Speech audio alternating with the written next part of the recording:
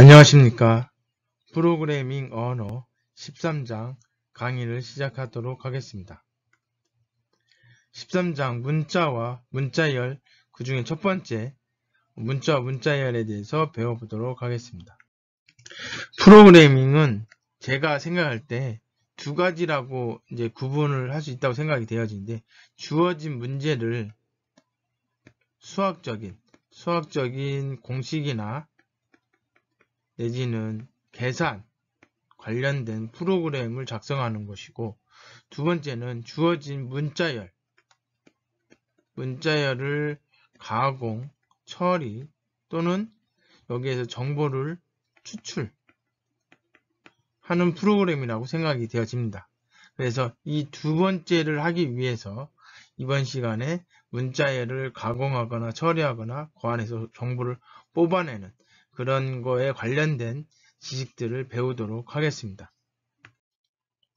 자, 문자와 문자열 선언 기준입니다. C 언어에서는 문자와 문자열을 문자를 묶어주는 따옴표에 따라서 구분을 하게 됩니다. 즉, 이제 원래는 이제 문자는 한 개의 문자가 되는 거고요. 알파벳이 되겠죠. 물론 숫자도 될 거고, 문자열은 그러니까 이제 뭐냐면 0개 이상의 문자의 나열입니다. 그러면 0개 이상이니까 0개일 수도 있고 1개일 수도 있고 2개일 수도 있고 이렇게 되어 있습니다. 근데 이제 이 문자와 문자열에서 요 1개일 때 어떻게 이게 1개의 문자가 문자인지 문자열인지 구분할 수 있느냐, 따옴표를 가지고 구분할 수 있다 이겁니다. 그래서 작은 따옴표로 되어 있으면 문자, 큰 따옴표로 되어 있으면 문자열입니다. 그러나 이건 언어에 따라 달라집니다. 파이썬과 같은 언어에서는 모두 다 문자열로 보거든요. 그래서 작은 따옴표로 하든 큰 따옴표로 하든 구분 없이 문자열로 처리하지만 C 언어에서는 작은 따옴표냐 큰 따옴표에 따라서 달라진다. 이 정도 이해를 해주시면 될 것 같고요. 그리고 이제 자바나 이런 데서 문자열이라고 하는 것을 따로 처리할 수 있는 자료형을 제공하지만 C 언어에서는 제공하지 않기 때문에 보통 문자열을 문자형 배열, 즉 이게 아니죠. 이건 두 번째죠. 차 포인터, str 이렇게 해서 포인터를 사용하거나, 문자형 배열은 뭐냐면 차 해놓고 str 이런 식으로 배열로 표현을 해서 문자열을 처리하고 있습니다. C 언어에서는 문자열 처리하기 위한 자료형을 별도 제공하지 않기 때문에 아까 말씀드렸던 것처럼 문자형 배열로 선언되어지기도 하고, 또는 포인터를 이용해서 처리하기도 한다고 말씀을 드렸습니다. 문자열을 처리하기 위해서 배열로 선언하는 경우 주의해야 될 사항은 결국 마지막에 어디에서 끝나는지를 알려줄 수 있도록 널문자가 필요한데, 이 널문자가 자동으로 추가가 되어집니다. 즉, 이 널문자를 추가를 하기 위해서 반드시 주어진 문자열의 길이보다 1바이트 크게 설정을 해야 됩니다.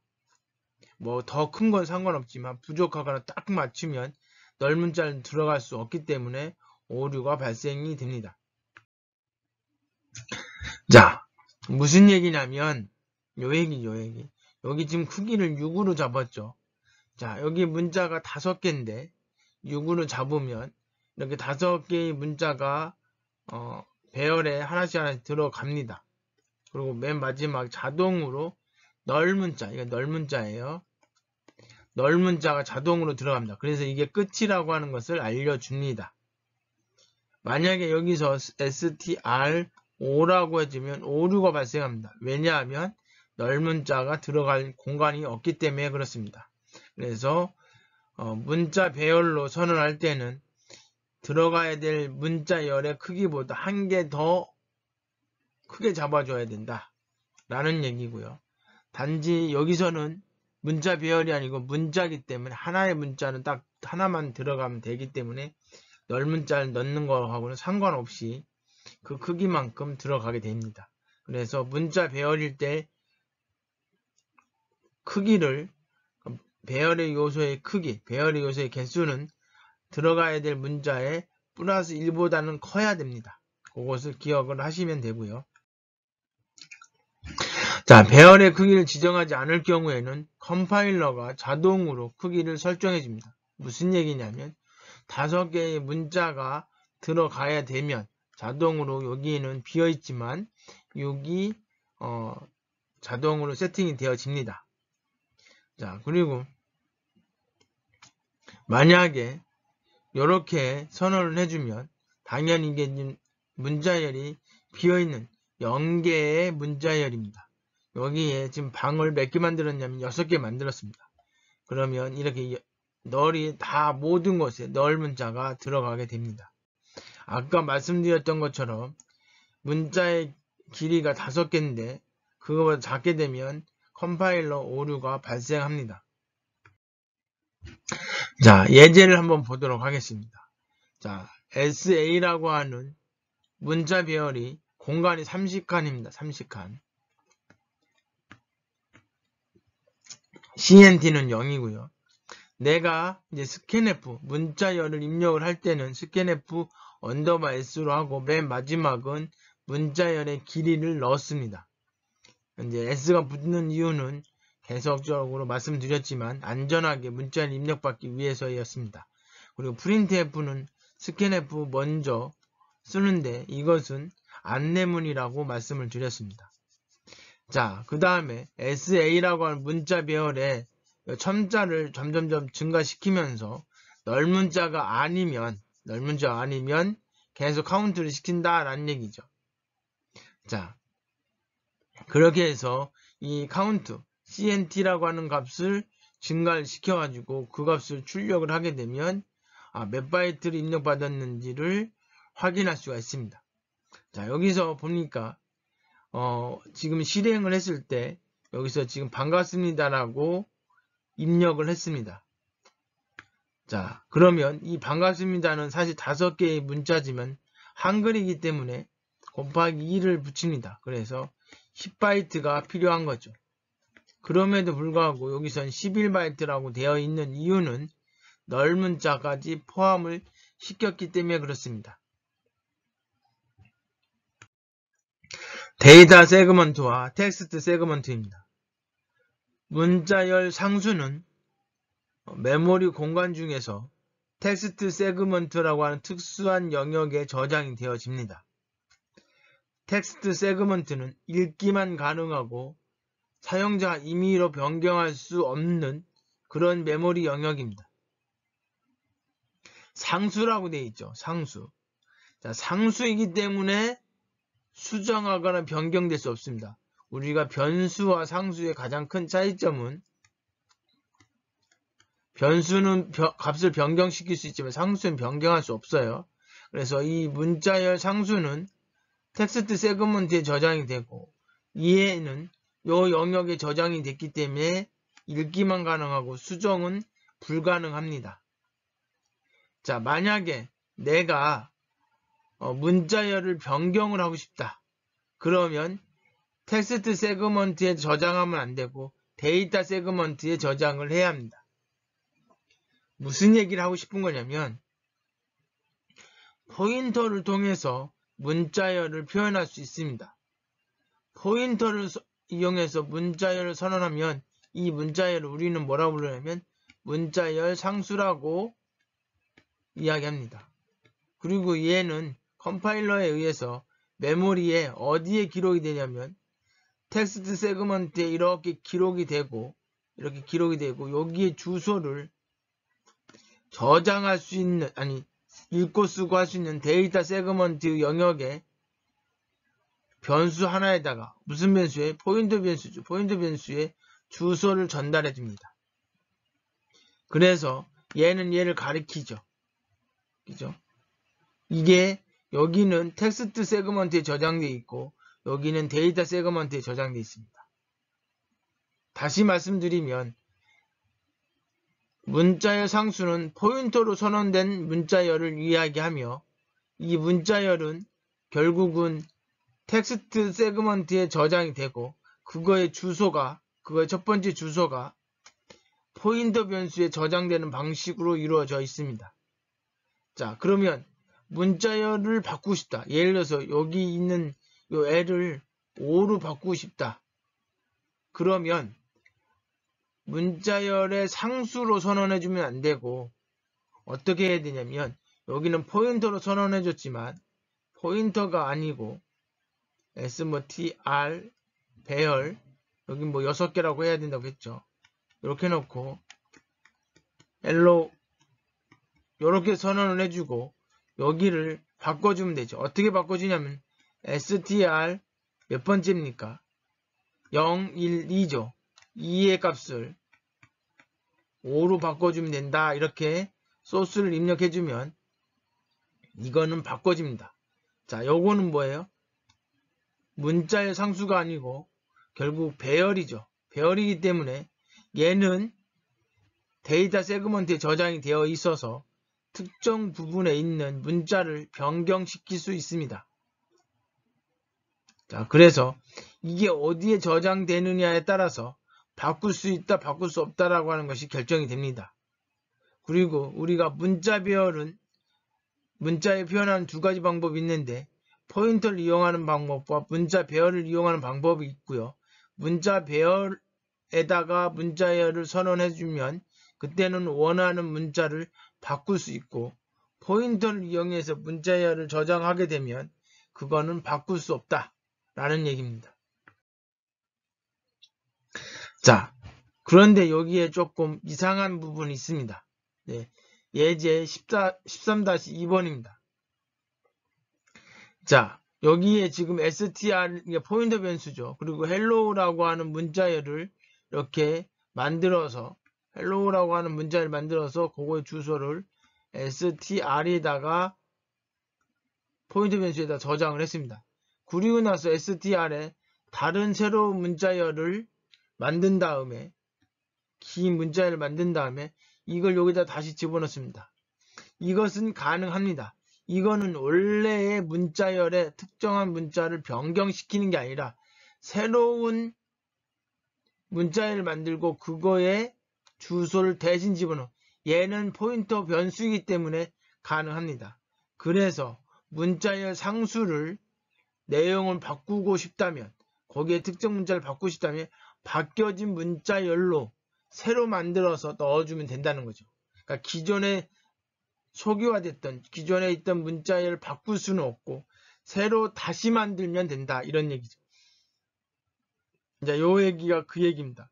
자, 그래서 hello라고 하는 문자열을 여기다 저장을 해놓고 그래서 출력을 했습니다. 그리고 다시 새로운 문자열을 만들고 그걸 str에다 넣고 다시 출력을 합니다.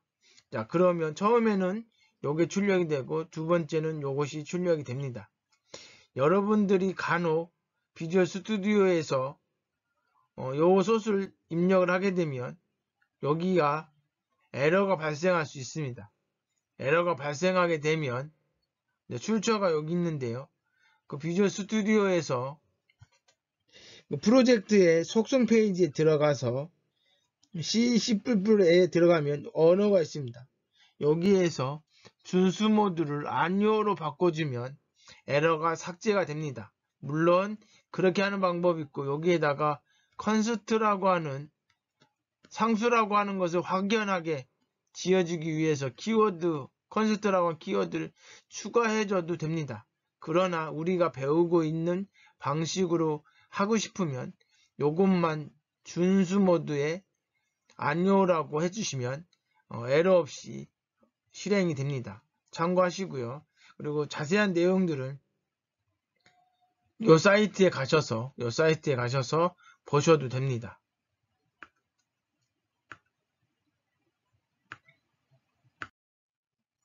자, 13-3번 예제를 한번 같이 보도록 하겠습니다. 자, 우리가 포인터를 배울 때 여러 가지를 배웠었습니다. 뭐 그 중에 무슨 포인터를 배웠었어요? 포인터 배열이라고 하는 거 배웠었고 또 하나 뭐 배웠어요? 배열 포인터 배웠었고요. 그 다음에 함수 포인터, 이중 포인터, 보이드 포인터 이렇게 쭉 배웠었습니다. 자, 얘네들은 뭐예요? 다 포인터다라고 얘기했고 즉 뭐예요? 뭘 가리키는 포인터? 배열을 가리키는 포인터, 함수를 가리키는 포인터, 포인터를 가리키는 포인터, 그 다음은 특정 자료형이 없는 포인터. 이렇게 해서 포인터는 배웠고, 얘하고 질적으로 다른 게 포인터 배열이었습니다. 자, 포인터 배열은 뭐냐면 포인터가 목적이 아니고 배열이 목적입니다. 이게 주요한 키워드예요. 그래서 이게 좀 완전히 다른 건데, 이건 뭐냐면 배열인데 배열의 요소가 포인터가 들어있다는 뜻입니다. 즉 배열 안에 인트형이 들어있을 수도 있고 차형이 들어있을 수도 있고 W형이 들어있을 수도 있습니다. 얘는 포인터가 들어간 거예요. 주소가 들어간 겁니다. 그래서 포인터 배열입니다. 자, 포인터를 언제 많이 쓰냐면 문자열 담는 변수로 많이 씁니다. 포인트 변수를. 그래서 보통 포인터 배열은 포인터를 요소로 갖는 배열이고 주로 쓰는 게 문자열을 담는 집합 또는 문자를 담는 배열이다 라고 생각하시면 됩니다. 자, 요것이 바로 포인터 배열입니다. 자, 이렇게 문자열이 몇 개 있어요? 여러 개 있죠. 문자열 여러 개를 담는 공간이 뭐다? 포인터 배열이다. 여러 개를 담는다? 배열이에요. 근데 문자열 담는다? 문자열은 어디다 담을 수 있어요? 문자열은 두 군데라고 했죠. 배열에 담을 수도 있고 포인터에 담을 수도 있어요. 자, 여기서는 뭐예요? 포인터에 담고 싶은 거예요. 포인터에 담는 배열입니다. 그죠? 사실 배열 요걸 우리는 뭐라고 생각하면 돼요? 배열 안에 뭐예요? 배열이 들어가는 형태. 이걸 우리는 뭐예요? 2차원 배열이라고 얘기하죠? 그죠? 그리고 이게 문자열 여러 개가 담는 것은 2차원 배열 아니면 포인터 배열 두 가지밖에 없습니다. 그래서 여기서는 포인터 배열이 더 효과적이니까 포인터 배열을 가지고 문자열을 담은 겁니다. 자, 그래서 각각의 배열의 요소를 출력하는 겁니다. 그래서 이렇게 문자열이 출력이 되는 것을 볼 수가 있습니다. 자, 이번 시간에는 크게 두 가지를 배웠습니다. 자, 첫 번째는 뭐냐면 문자열을 담는 방법. 문자열을 담는 방법은 뭐다? 포인터하고 그 다음에 뭐가 있었어요? 문자 배열이 있었습니다. 이걸 조금 더 억지를 부리면 얘는 문자열 상수라고 얘기했고요. 자, 이건 뭐 문자열 변수다라고 얘기하기가 조금 그렇지만 구분하기 위해서 이해하시기 쉽게 하기 위해서 이렇게 생각하시면 됩니다. 그래서 얘는 특정 문자열에서 특정 부분을 값을 변경시킬 수가 있습니다. 문자열 상수는 읽기만 가능하니까 얘를 여기 중간에 있는 것을 바꾸고 싶으면 이걸 버리고 바뀐 문자열을 새로 만든 다음에 집어넣어라. 이렇게 해서 이 부분에 대해서 설명을 드렸고요. 그 다음에 문자열의 집합을 표현하는 방법은 두 가지 방법이 있다고 했습니다. 여기서 얘기했던 것처럼 포인터 배열과 배열의 배열, 즉 2차원 배열이 있습니다. 물론 이건 전 시간에 다 배웠던 내용입니다. 그래서 요거는 메모리 낭비가 심해서 요거는 메모리 낭비가 심하지 않다라고 배웠었죠. 자, 그래서 요거에 대해서 배웠고 요거에 관련된 소스를 한번 보았습니다. 자, 요 두 가지 사실을 기억하시고 문자열은 많이 사용을 해봐야 됩니다. 결국은 주어진 문자열에서 키워드 뽑아내고 주어진 문자열에서 뭐 토큰도 잘라낼 수도 있고 또 주어진 문자열에서 많이 언급된 단어를 찾아낼 수도 있고 뭐 이런 것들을 하기 위해서는 문자열을 가공을 할 수 있어야 됩니다. 그러기 위해서는 가장 먼저 문자열을 어딘가에 담아야 되는데 담는 방법에 대해서 이번 시간에 배운 것이라고 생각하시면 됩니다. 자, 잘 들어주셔서 감사합니다. 수고하셨습니다.